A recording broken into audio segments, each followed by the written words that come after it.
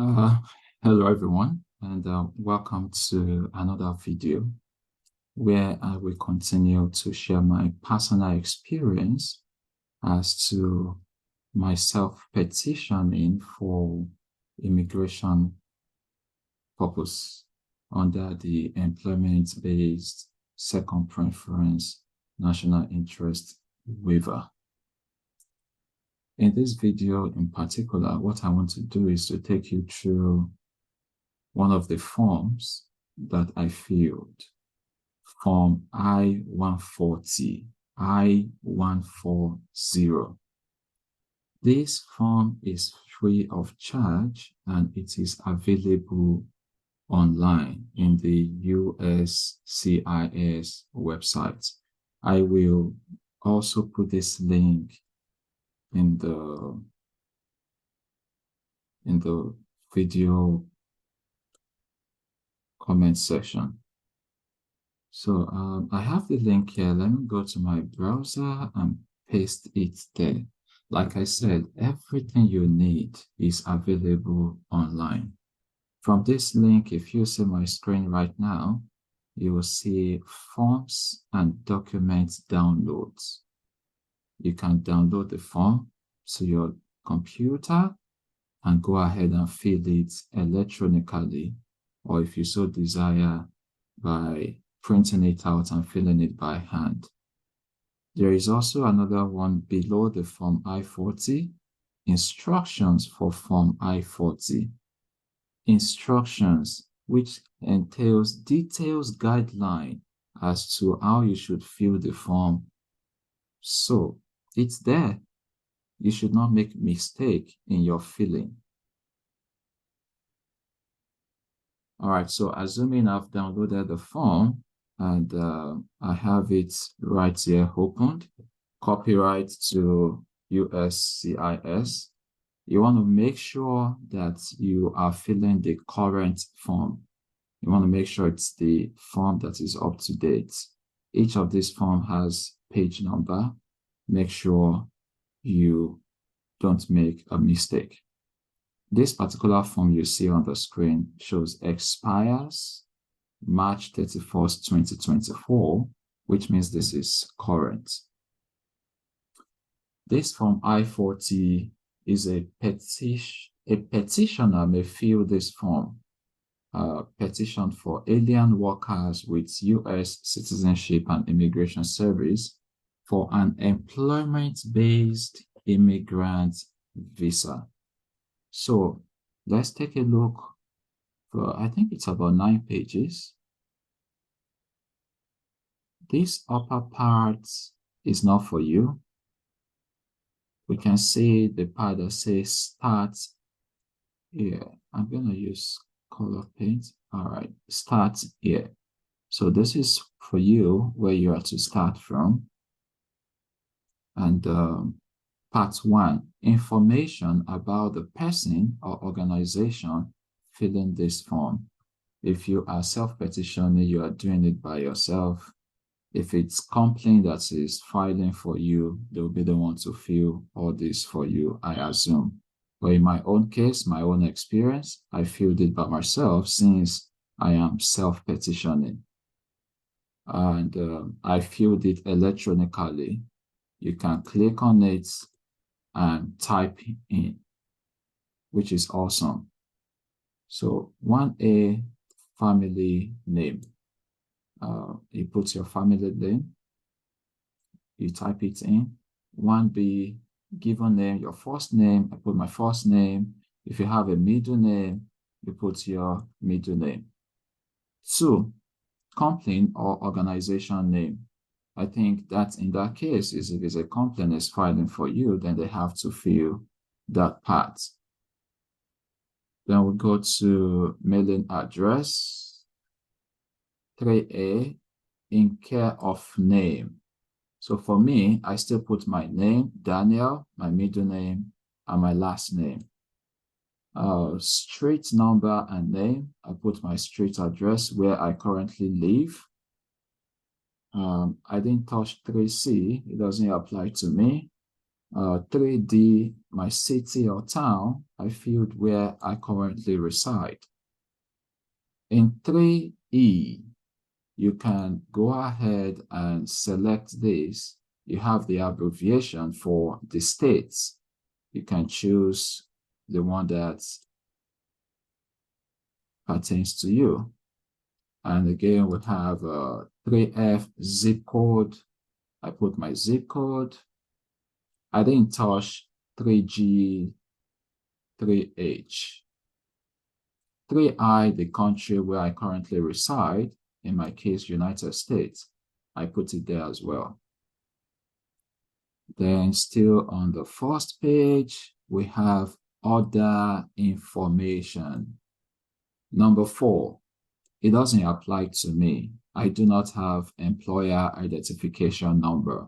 So if you do, then you have to put it there. Number 5, U.S. Social Security number, if any. In my case, I have a Social Security number, so I type it in. Number 6, USCIS online account number, if any. There are some people that have opened online accounts with USCIS. You have a number that is generated to you that belongs to you. So if you have done any of that before, you want to put the number. In my case, I didn't have, so I left it blank. We go to part 2, which says petition type. This petition is being filled for, select only one box. So that means you belong to one category from either 1A to 1H. So please read it carefully and choose the one that belongs to you. 1A, an alien of extraordinary ability. And I think that is for EB first preference. People like, for example, professors or people that say they have extraordinary ability. That one is a little bit above those that are claiming they have exceptional ability, which was the category I applied for. 1B, an outstanding professor or researcher.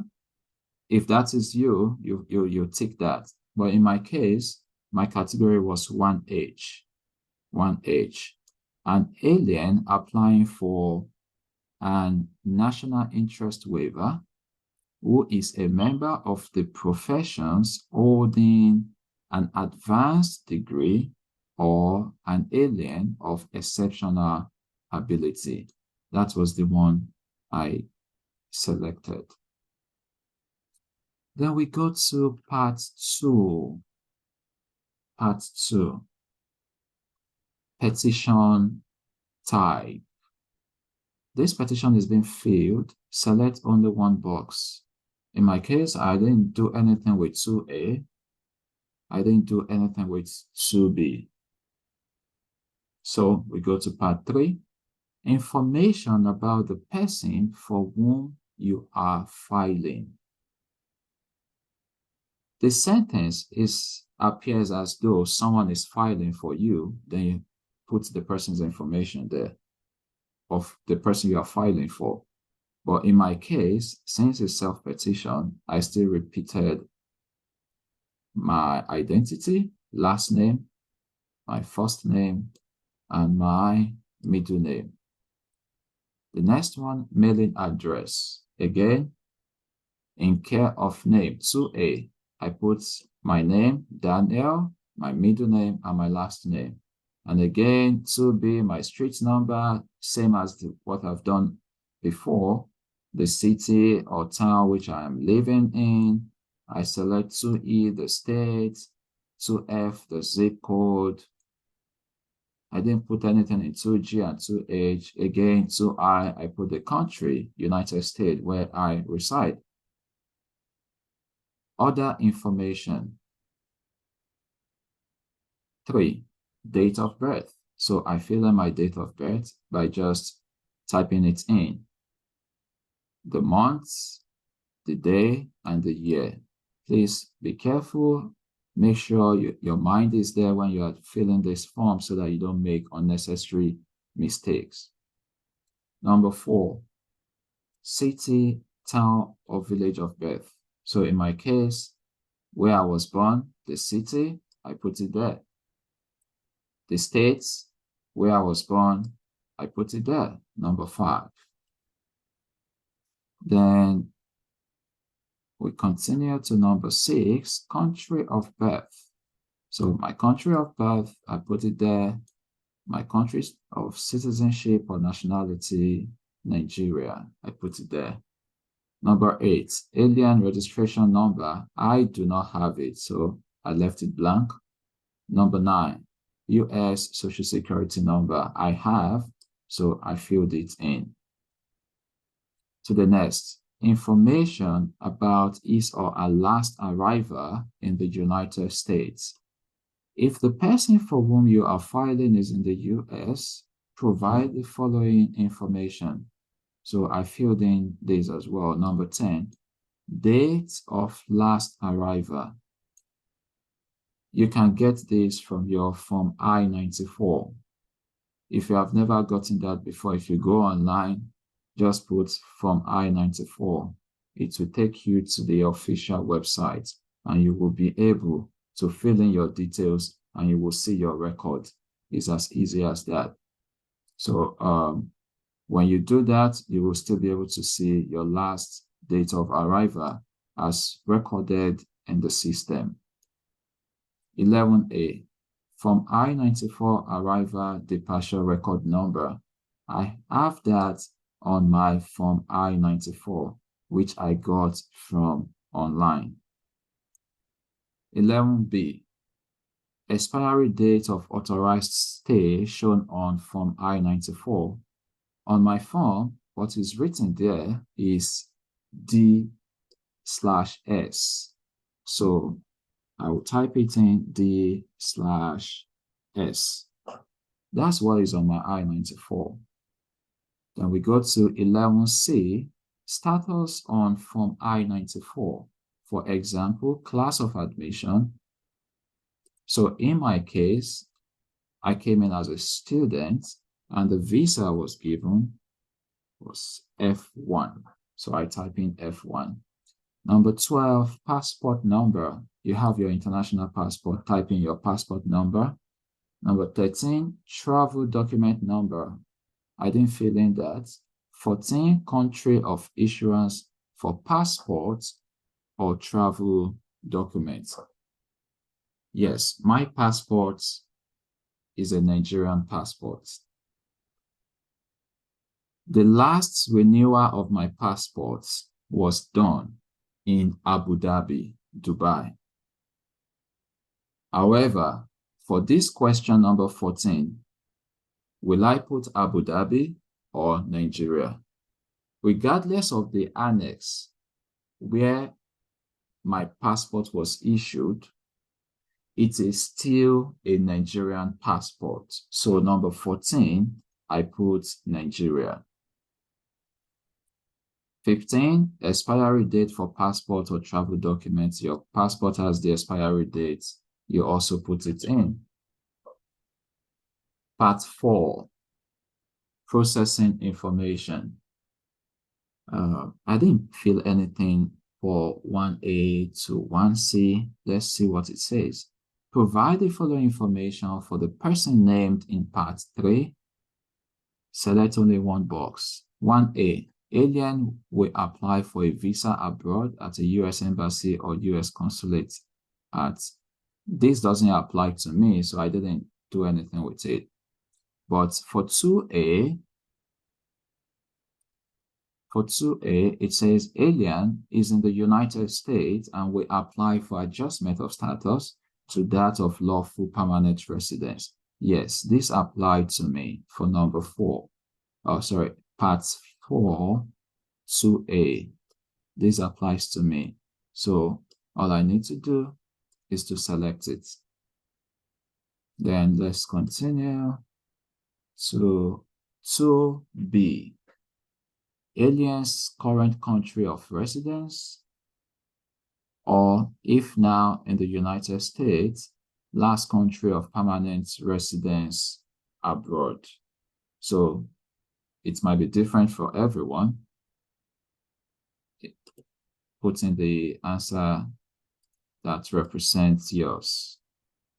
So in my own case, let me read the question again. Alien's current country of residence. If I'm in the US, that is US. However, it didn't stop there. It says, or if now in the US. So in my own case, I'm now in the US, last country of permanent residence abroad. Now, I want us to be careful with this. My last country of residence was not Nigeria. But in that country, I was on a visa. I wasn't a permanent residence, meaning that now that I'm in the US, I don't need a visa. I can go back to that country, things like that. That's not the case. So I'm not a permanent resident. I was still temporary, even though I was legitimately in that country. So because of that, in my case, I put Nigeria and not the country I was before. I still put Nigeria for 2B. Then we continue. If you provided the United States address in part 3, provide the person's foreign address in item numbers 3A to 3F. So in my own case, yes, initially I've provided the US address. So for 3A, I provided my Nigeria address. I provided the city or town, 3C. The province, I put more or less like a local government area. Postal code, we know the way it is in Nigeria. I just put zeros, 5 zeros. Then country, again, Nigeria. On to the next thing. If the person's native alphabet is other than Roman letters, this did not apply to me, so I didn't do anything for 4A to 4C. If it applies to you, please fill it in. Mailing address, 5A, in care of name. I still put my name, Daniel, my middle name, and my last name. Again, my street number and name. Since I'm in the US, I put my mailing address in the US. I put my city, and I put the country, United States. The beauty of you filling this form electronically online is that from some responses you've initially made, you can just copy them and paste. It works that way. You don't have to be typing them in all the time. On to the next, I think that's 6A. So let's see what 6A says, because I did select something. If you answer yes to item numbers 6A to 10, provide the case number, office location, date of decision, and disposition of the decision in the space provided in part 11. Again, you just have to read this and see if it applies to you. Additional information. So for 6A, are you filing any other petitions or applications with this form I-140? For me, as of when I filed my petition, it's the only thing I've ever filed. So I did select no. Your case might be different. If there are other petitions you've already filed in different other categories, you want to make sure you let them know. We go to the next, I think that's 6B, still on page 3 of 9. 6B.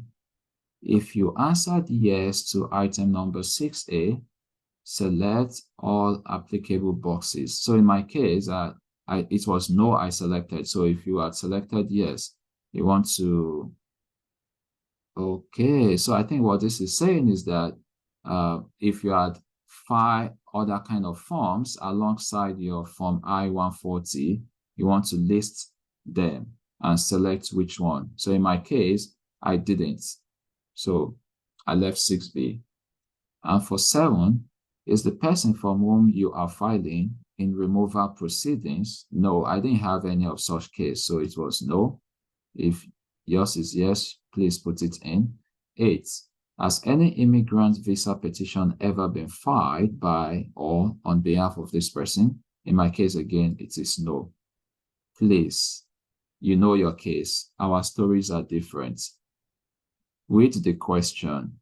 Choose the one that applies to you. Number 9, are you filing this petition without an original labor certification because the original labor certification was previously submitted in support of another Form I-40? In my own case, again, it is no. And number 10 for me is still no. Please read the question. Part 5, additional information about the petitioner. Type of petition. Select only one box. Type of petition. Is it the employer that is filing for you? Is it self? In my case, yes, I'm doing it myself. So I selected 1B. That was the only one that applies to me. If you had selected employer, for example, there are further questions. You can see that if a company or an organization is filing this petition, provide the following information. So you see, so if it's your company that is doing it for you, you're going to have to fill in all this information. On to the next, which is still on part 5. Now on page 4 of 9, number 9, labor certification filing dates. It doesn't apply to me, so I didn't put anything. And 10 doesn't apply to me as well. If an individual is filing this petition, provide the following information. Occupation. I have an occupation, so I put it there. But look at what I did. In my own case, I am a PhD student, full-time PhD student. It is still my own occupation. I consider it as an occupation. And at the same time, I am a graduate research assistant. For some people, for some of you who are undergoing your graduate studies, you are maybe teaching assistants, research assistants, graduate assistants, part-time, 20 hours weekly. It's something, it's occupation. You are being paid for it, or you are being sponsored for it. So I put it there. I put PhD student and graduate research assistant. 12, annual income.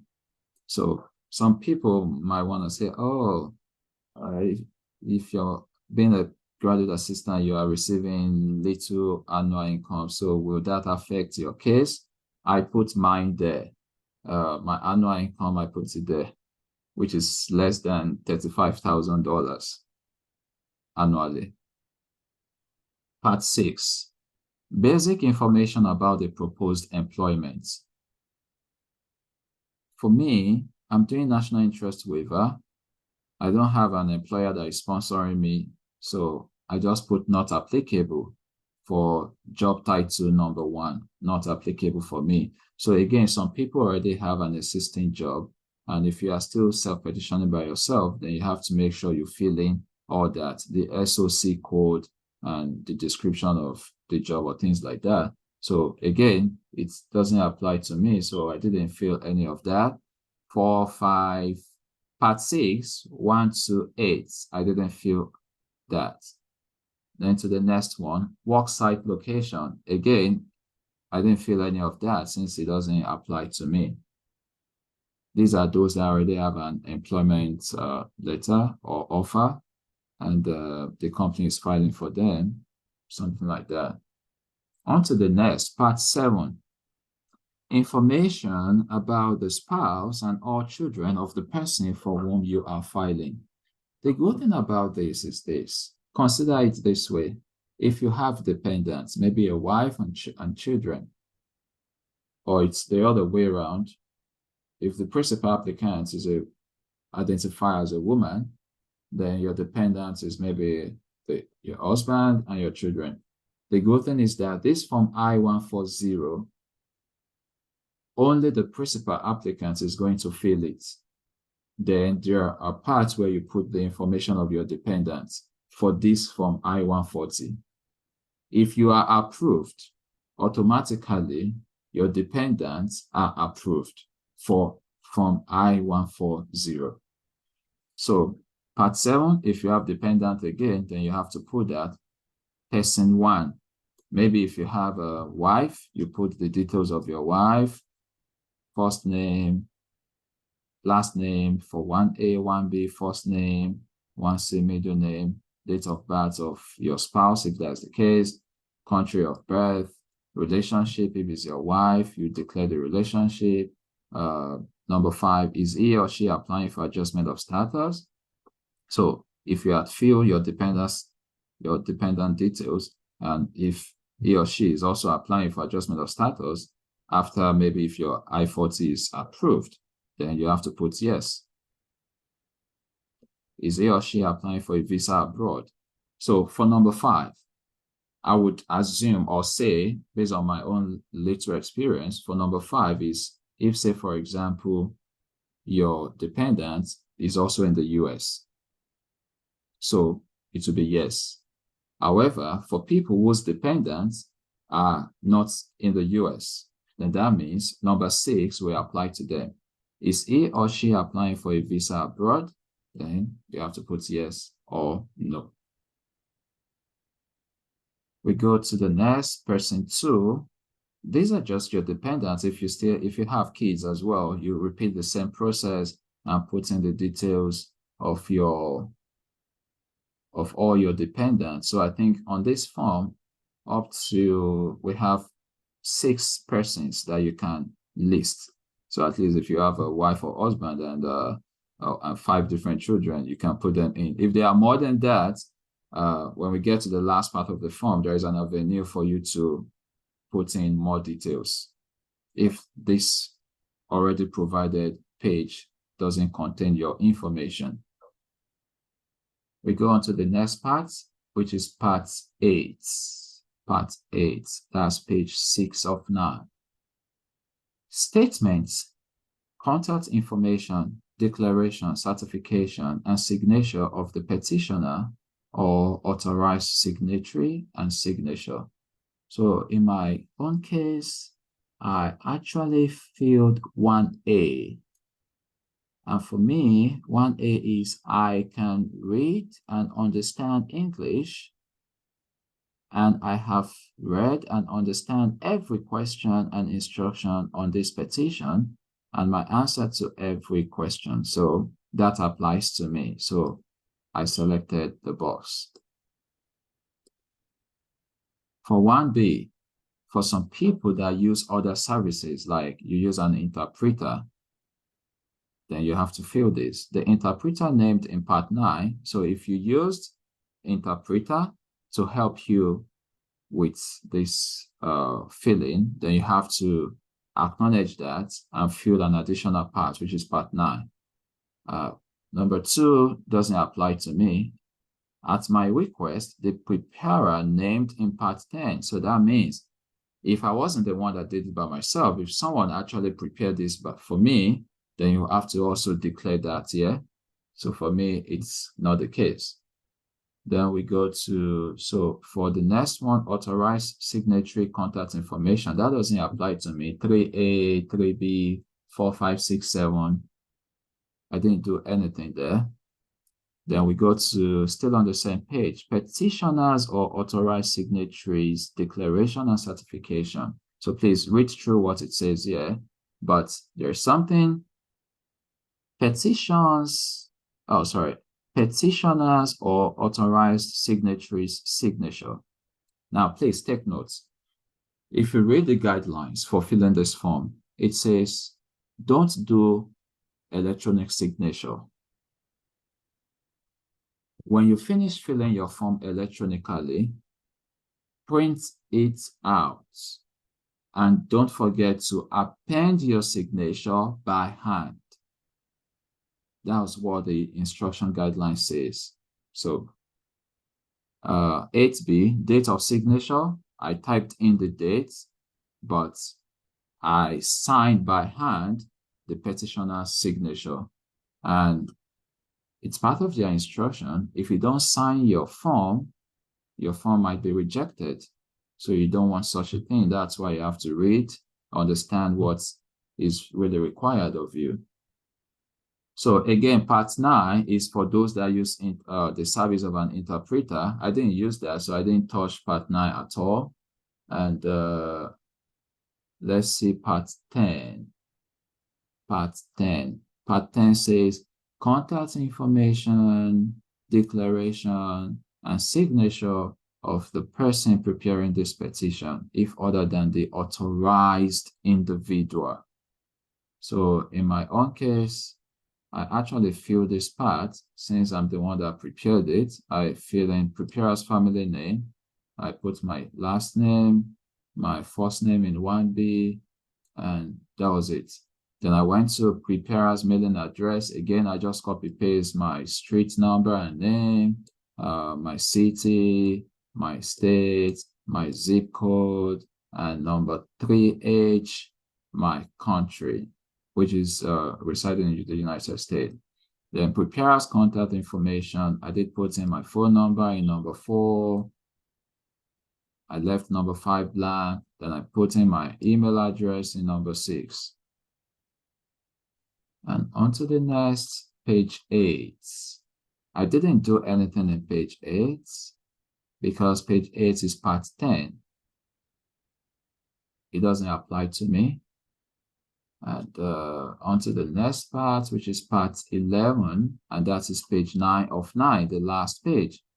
So you will recall that, say, for example, in the case of dependents, you have more than 6 dependents, and in their previous page, they only give room for 6 dependents. If you have 7 dependents, you have to now come to this last page and follow the instruction and put it here. Or if there is any part you couldn't fill up because of the limited space, you want to do that on this last page. If this last page is filled up again, I think the instruction says you can print this page again and pen down those details. Just make sure you indicate the page number where the initial information was supposed to be, and you couldn't do that, the part number and the item number. So, and that is it. Once you are able to do this, you have successfully filled your form I-140. Don't forget, after you've filled electronically, you want to save it. You save, you print out, you append your signature. My advice is that you proofread to be sure you do not make any unnecessary or avoidable mistakes. Before we end this video, let me quickly say 1 or 2 things about this form I-140, and I'm gonna still show you directly from the credible source, so it's not my statement, it's what is there. Let's look at page 8 of 11 of the guideline of filling this form I-140. What is the filing fee? The filing fee for form I-140 is $700. You're gonna have to pay $700 for this form. Note, the filing fee is not refundable regardless of any action USCIS takes on this petition. If you get approval, if you get rejected, that's it. You're not going to get refund. And you do not mail cash. You must submit all fees in the exact amount. There are different options to pay. We might probably look at in another video, but the options are here. You can use check, you can use money order. Some use their credit card as well. There are guidelines on how to do this. And you want to make sure whichever means you are using, you follow duly what it says. In my own case, let's look at number 2. I use money order.